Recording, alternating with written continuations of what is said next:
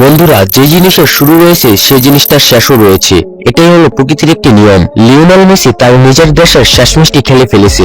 সর্বোচ্চ হয়তো 2026 বিশ্বকাপটি খেলবেন। 2026 বিশ্বকাপের পরে হয়তো লিওনেল মেসিকে আর্জেন্টিনার জাতীয় দলের জার্সি পরে আর দেখা যাবে না। কিন্তু প্রশ্ন হলো একটি, লিওনেল মেসি চলে যাওয়ার পরে আর্জেন্টিনা দলের ক্যাপ্টেন হবেন কে? বেশিরভাগ আর্জেন্টিনার ফুটবল ভক্তরা এই বিষয়টি ভাবছেন। তাহলে চলুন আজকে আমরা এমন 5 জন ফুটবলারকে দেখবো যারা কিনা লিওনেল মেসির বিদায়ের পর ক্যাপ্টেন্সি পালন করতে পারেন। আর্জেন্টিনার ক্যাপ্টেনের কথা বলা হলে সেই লিস্টে ক্রিস্টিয়ানো রোমেরো থাকবে না সেটা ভাবাই যায় না। ক্রিস্টিয়ানো রোমেরো হলেন বর্তমান ফুটবল বিশ্বের সেরা ডিফেন্ডারদের মধ্যে একজন।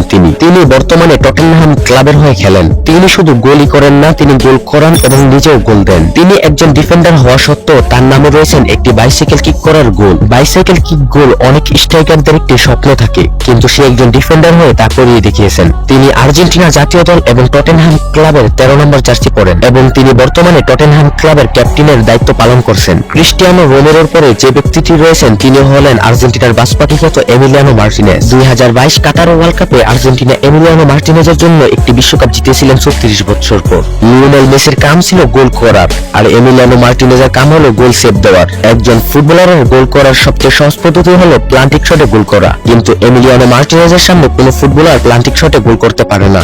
এমিলিয়ানো মার্টিনেজ বর্তমানে অ্যাস্টন ভিলা ক্লাবের হয়ে খেলছেন, তাই লিওনেল মেসির বিদায়ের পর এমিলিয়ানো মার্টিনেজ ক্যাপ্টেন হতে পারেন। কিন্তু আপনি কি জানেন আর্জেন্টিনার আরো একটি মার্টিনেজ আছে?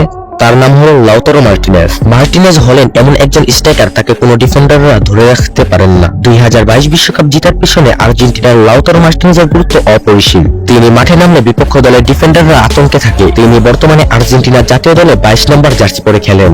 তিনি বর্তমানে ইটালিয়ান ক্লাব ইন্টার মিলানের হয়ে খেলেন। ইন্টার মিলানে 10 নম্বর জার্সি পরে খেলেন এবং ক্যাপ্টেনের দায়িত্ব পালন করেন লাউতারো মার্টিনেজ। তার জন্য লিওনেল মেসির বিদায়ের পরে লাউতারো মার্টিনেজকে দেখা যেতে পারে ক্যাপ্টেনের দায়িত্ব পালন করতে। এছাড়াও আর্জেন্টিনার জাতীয় দলে এমন অনেক ফুটবলার রয়েছে যারা কিনা ক্যাপ্টেনের দায়িত্ব পালন করার অভিজ্ঞতা রাখেন। যদি আমি তাদের নাম বলি, তারা হলেন রদ্রিগো দি পল, জুলিয়ান আলভারেজ এবং পাওলো দিবালাদের মতন ফুটবলাররা। কিন্তু তারা তরুণ ফুটবলারদের তালিকার মধ্যে পড়েন। তাই আর্জেন্টিনার কোচ মেসির বিদায়ের পর কাকে ক্যাপ্টেনের দায়িত্ব দিবেন তা সঠিকভাবে বলা যায় না। তবে ক্যাপ্টেন যেই হোক না কেন, আমরা একটা জিনিস দেখে আসছি, লিওনেল স্ক্যালোনি আর্জেন্টিনার কোচ হওয়ার পর থেকে আর্জেন্টিনা হারা ভুলেই যাচ্ছে। আর সে কোচ হিসাবে যে অনেক ভালো এবং পৃথিবীর সেরা কোচ তা কিন্তু নয়। সে প্লেয়ারদের খুব ভালো মোটিভেশন দিতে পারে, তাই আর্জেন্টিনা প্রতিটি ম্যাচই জয়লাভ করেন। তবে আপনার কি মনে হয় কোন ফুটবলারকে ক্যাপ্টেন দিলে মেসির পরে আর্জেন্টিনা দলের জন্য ভালো হবে? আপনার মতামত কমেন্ট বক্সে বলে যান। তাহলে আজকের ভিডিওটা এই পর্যন্তই।